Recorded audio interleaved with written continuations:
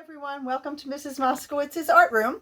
Today, because we were learning about Frida Kahlo, we are going to do self-portraits because if you remember, she was stuck in her bed for almost a year and the only thing she was able to draw, because the only thing she was able to see was her self-portrait. And many artists throughout the years have done self-portraits because you don't have to pay for a model, you don't have to yell at them to sit still, and you're always there. So I'd like you to look at some different faces. Okay, faces come in all different shapes and sizes. Okay, you can see we have an oval face, we have a round face, and we have a little bit of a wider oval face. Okay, so the things that you'll need to do this project are a mirror, a pencil, and paper, and any other supplies that you might need to finish your self-portrait. So we're going to start with paper and go through basic proportions of a face. So most faces are of an oval shape, so I'm going to use marker. I suggest that you use pencil first, and then if you want to go over it in marker, you can. But you want to start off with the shape of your face. And I'm just going to make an oval. Okay? And then from that, you want to draw guidelines. And guidelines should be drawn very lightly because these are lines that you are going to erase later on. But they're going to help you get things where they're supposed to be. So the first guideline that you would want to do is where the center of the face is going to be. Okay, the center of your face would be cutting it in half, right through your nose, through the center of your lips. If you want the portrait to be looking out the side, you can put your center line on the side there. If you want it to be straight, you would do it straight down. I'm just going to do it straight for now. And I'm just going to draw a line going straight down the center of my face. Okay, then I'm going to do 3 horizontal lines. And remember, these are still guidelines, so you want to do them very lightly. You want to do one approximately 1/3 from the top of your face. So that would be one guideline. And then from that line to your chin, you want to cut that in half. So that would be your second guideline. And then from that second guideline to your chin, you want to chop that in half. So that would be my 3 horizontal guidelines and 1 vertical guideline. On this horizontal guideline, that's going to be for my eyes.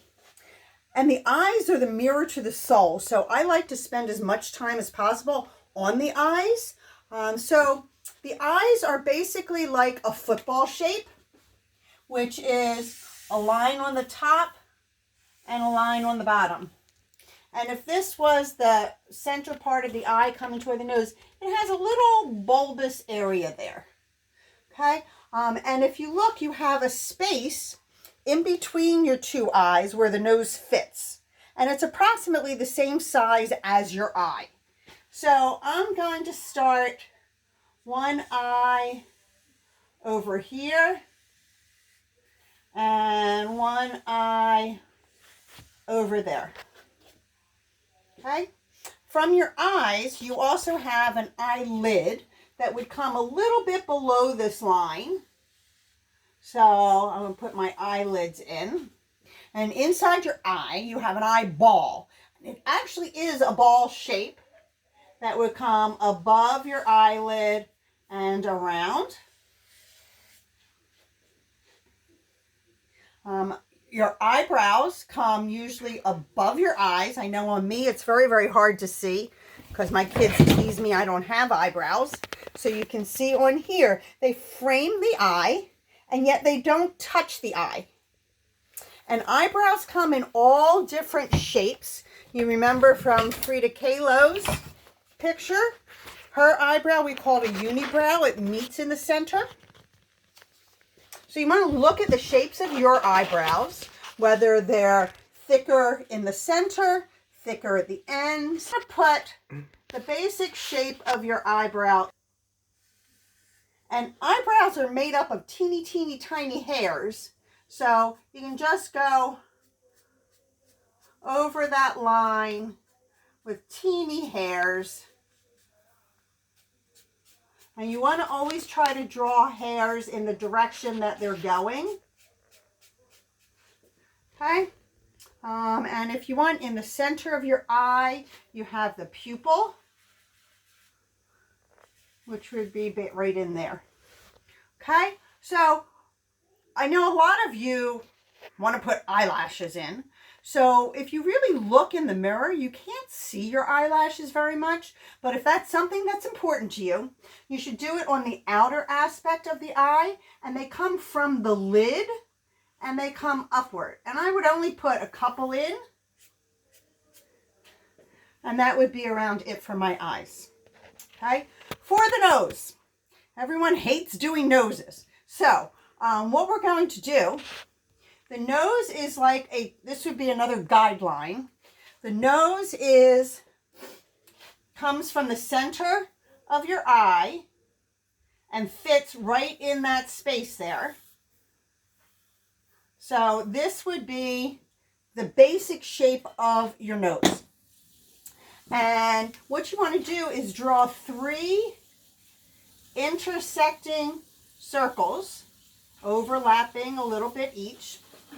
And then if you take your pencil and go over the outside line here, outside line on both sides, and then the inside coming up there, you'll have your nose. If you want to continue it up, if you'll notice, the nose comes up into your eyebrows. So if you want to continue it up from the side here, you can do that, coming in between your eyes, or you could just leave it this part at the bottom. Okay, and you see that came down to our second guideline. The third guideline is for your mouth. And your mouth is going to be as wide as from the center of your eyes down. That's how big your mouth is. So if I'm going to make another guideline coming down from my eyes down to that third line, this is how big my mouth has to be. So some people in the middle of their mouth have a U shape. Some people have a V shape. You want to do that above your guideline and then bring it out to the marks that you made. So it's like an elongated M. And then you have 2 lips. So from there, you want to bring it back over, and there you have your mouth. Your ears go from your eyebrow line to the bottom of your nose line. So your ears are going to be on the outer side of your face. Something like that. And that's the basic proportions of the face. The thing that usually makes someone most distinct is their hair. And there's many, many different ways that you can do hair. This is your forehead and your hairline. And you want to judge by your eyebrows and by your nose where your hair comes to. So you can see I have bangs that go across above my eyebrows. So I would put them in there like that. Okay, it's not a perfectly straight line. And I don't have a part, so I wouldn't put one in there. But a lot of people have parts in their hair. If you look at Frida Kahlo in this picture here, you can see she has, her part is right here. And then the hair is coming down on either sides of her face from that. Okay, so if you have a part in the center, you would use your guideline here. If your part is on the side, you could have your hair coming over from that side and then over from that side. You guys who have payas or sideburns. sideburns or hair coming down your ears. You want to figure out where it comes down to in regard to your eyes and your nose. And you would make, like, if it's rounded or square, and then bring that up to your hairline. Okay, the most important thing in drawing anything is observation. So you should keep looking back at your mirror to see how it looks. Girls and guys, your hair would then come around however long your hair is. Okay, your neck comes from your ears, follows the shape of your face and around. You can put the neckline of your shirt or collar.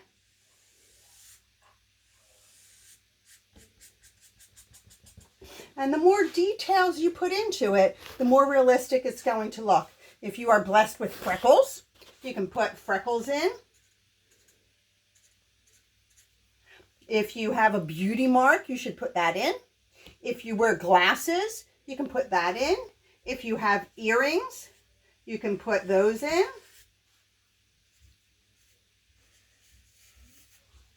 So the more detailed, the better. There's a couple of different ways that you can do this project if you don't have these types of supplies. You can take a picture and enlarge it. And then I did it in black and white, which made it a little bit easier. And then I took a piece of transparency, or you could use plastic wrap or tracing paper. I taped it to the picture, and then I traced all of the lines so that when I put a white piece of paper underneath, and I used permanent marker, put a white piece of paper around it, I have a pretty good self-portrait there. So, and then you can colorize it using permanent markers. If you wanted to, you could put, make another paper to put underneath it and put tissue paper all around it so it would look like a stained glass window.